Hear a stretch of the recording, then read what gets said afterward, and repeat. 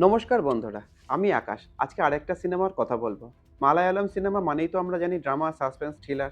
তো আজকেও যে সিনেমার কথা বলবো এটা একটা মালায়ালাম সিনেমা।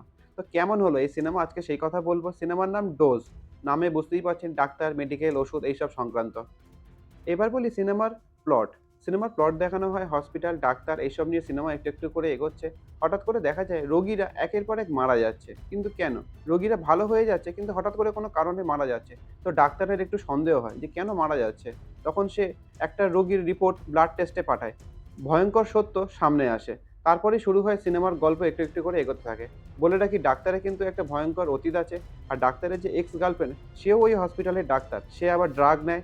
তো ড্রাগের নেশা থেকে খুন করছে নাকি হিংসা থেকে খুন করছে নাকি অন্য কেউ খুনগুলো করছে এই নিয়ে গল্প একটু একটু করে এগোতে থাকে যেটা ভালো লাগবে। এবার বলি সিনেমার পজিটিভ। সিনেমার পজিটিভ নিয়ে যদি বলি সাসপেন্স মোটামুটি আছে, ভালো লাগবে।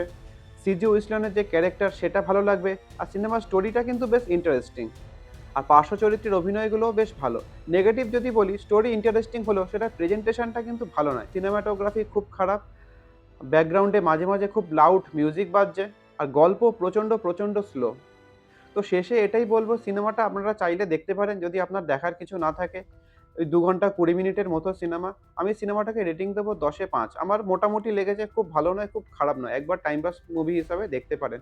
তো আমার মতামত কেমন লাগলো, আমার রিভিউ কেমন লাগলো সেটা আমাকে কমেন্টে জানাবেন। ভিডিও ভালো লাগলে লাইক, কমেন্ট, সাবস্ক্রাইব করে পাশে থাকবেন। দেখা হচ্ছে পরের ভিডিওতে। Thank you.